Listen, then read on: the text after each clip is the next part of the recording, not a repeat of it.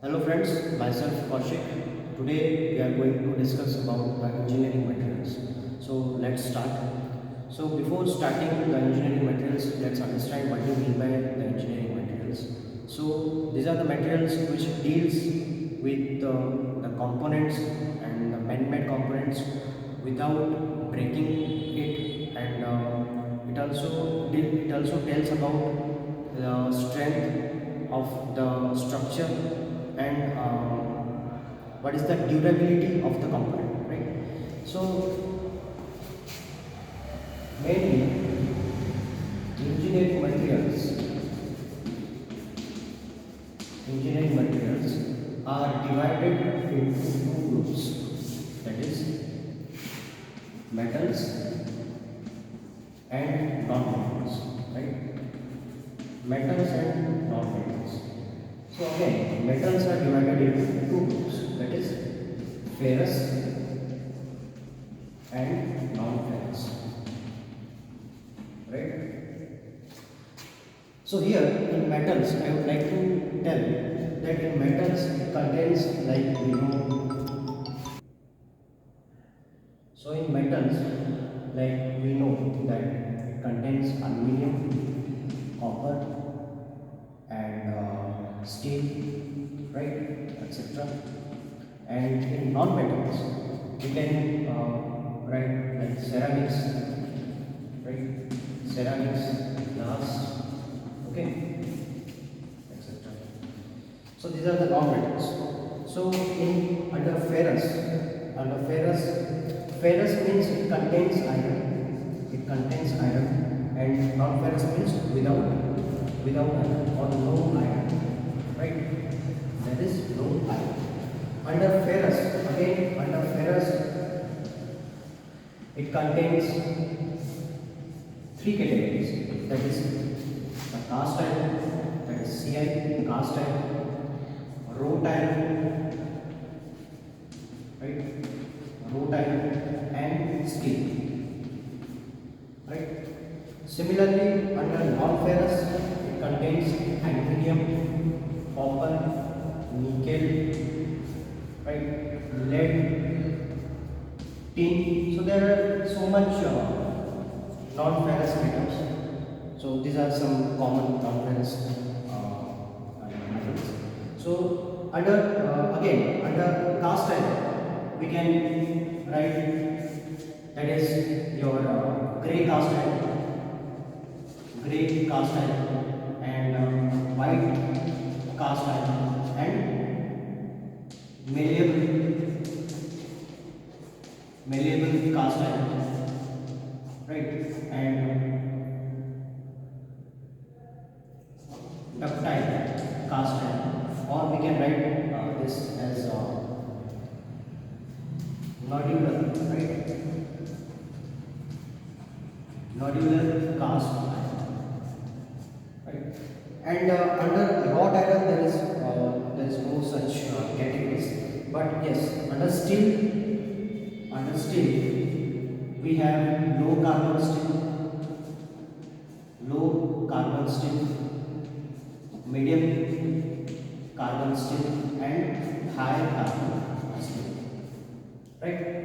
So these are the basic categories of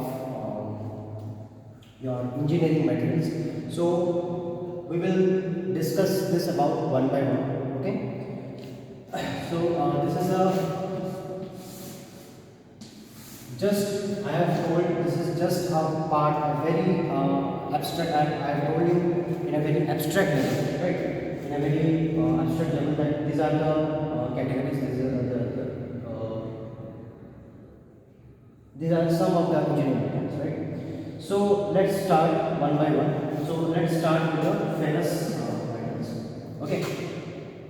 So as I said that ferrous metals contains iron as the main basic ingredient, right? So first of all, we should know that how that iron comes from, like, rocks, right? So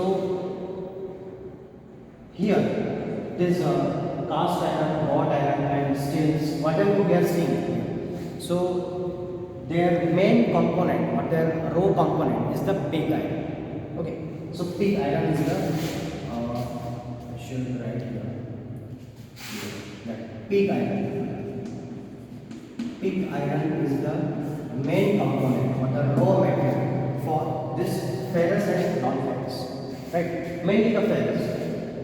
So in pig iron, what we say is 92 to 93% iron is there, and rest 3 to 5% say copper we use. We mix copper, and rest of the percentage are for like small amount we use silicon, nickel, manganese, phosphorus, etc. to improve the properties of the metal. Okay, properties of the metal we use small quantities of other metals. Okay, so but pig iron is the parent metal. So okay, next like I was saying about the manufacturing of iron. So manufacturing of during like extraction. So there are basically three processes: extraction, right? Then sintering, and then manufacturing. Okay, so during extraction process, like there will be some compartment in the mining areas, and after that those like trucks we bring those rocks which contains iron. It will bring the rocks into the manufacturing unit. So before coming to the manufacturing unit, it will be like turned, or it will be first converted into iron ore, right? So this is the iron ore. So let me just rub this. Okay.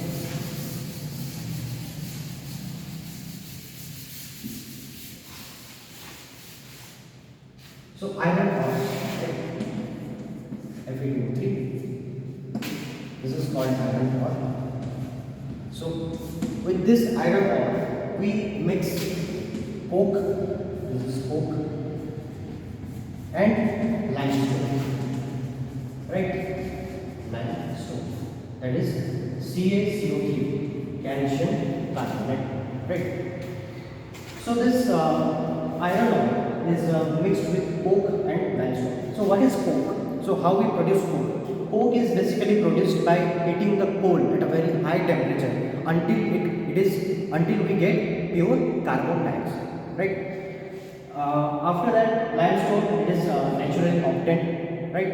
CaCO3, it is naturally obtained, and this iron ore we obtained by several processes like pelletling, sintering. Okay, so what we do is when we bring those rocks, we have to like break them into small pieces. Okay, after breaking those those rocks into small pieces, we wash them in water, and by using magnetic systems, we separate the iron and the rocks, right? So after that, what happens is those the mixture of we blend them, right? Those iron ore, coke, and limestone, they are blended in the blast furnace, right? So let me tell you how the process seems. So this is a blast furnace. It is a tower-like structure, right? This is a tower-like structure. This is a blast furnace.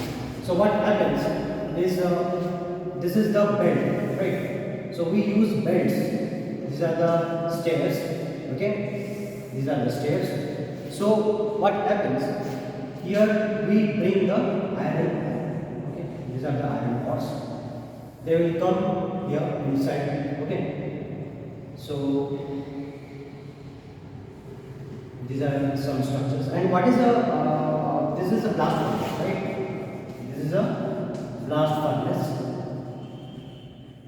So inside this blast furnace, it is a tower made up of steel.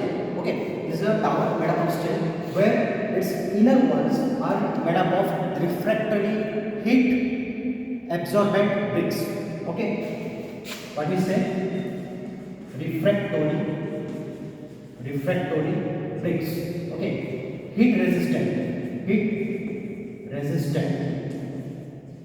bricks. Okay, heat resistant bricks. So this iron rods come inside the blast furnace. Okay, it is a very high temperature, it contains very high temperature, which is about near about 400 to 500 degrees Celsius. Can you imagine? 400 to 500 degrees Celsius, the inside temperature of the blast furnace. So here again we use different steps. Okay, here the limestones and coke will mix in every steps of the blast furnace, and finally here we use tubes. Okay, tubes. The spelling I will write. Tubes. Okay, tubes. So tubes are basically, they are like these are like these structures. Let me show you. These are tubes. Okay.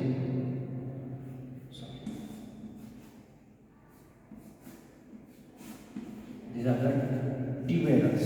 Okay, so these are it will pump.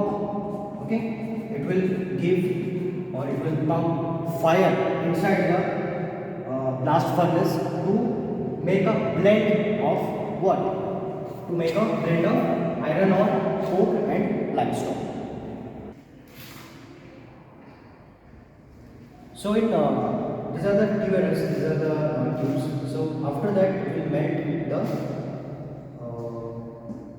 the mixture, it will blend. Okay, so after that, so what happens is here, like as I said, we heat the coal at a very high temperature in the presence of oxygen. Okay, so in the presence of oxygen, after heating the coal, we get carbon monoxide. Right?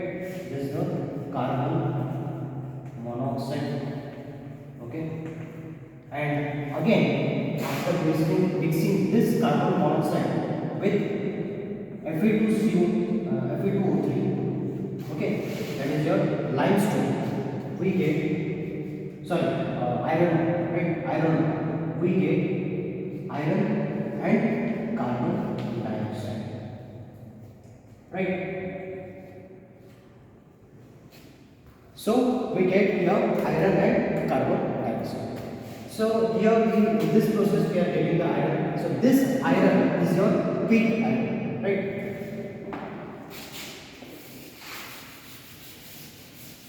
So here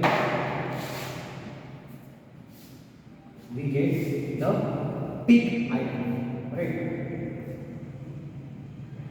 Here we will get our pig iron, that is the required raw material for manufacturing of the rest cast iron and wrought material, wrought iron and steel.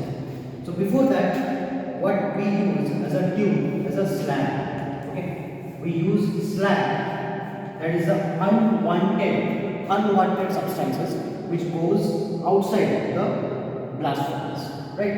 These are called slag, right? Slags. We use slags for like making bricks, okay, bricks, and even we use them in making our roads, okay. So these are used in here, there we use slags. But for our raw material, we got our pig iron. So this is basically the process. There are there are many processes for manufacturing of steels, but we not go into it. We are just started about the engineering materials, right? So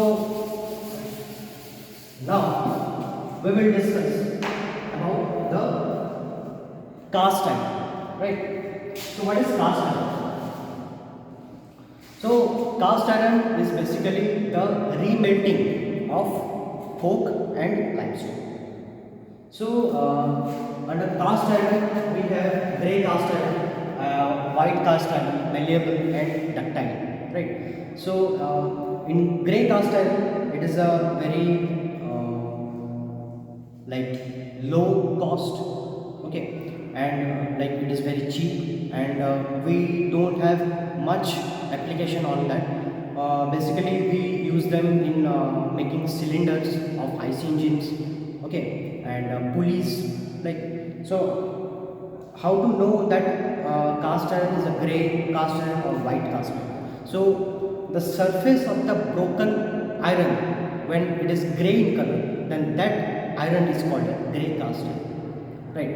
And similarly, if those broken cast iron are, the surface of the broken cast iron is white in color, then that is called a white cast iron, right? So again, your white cast iron is very strong, it is very brittle, okay, and again it is also used for making the your IC engine cylinder block for IC engines, right?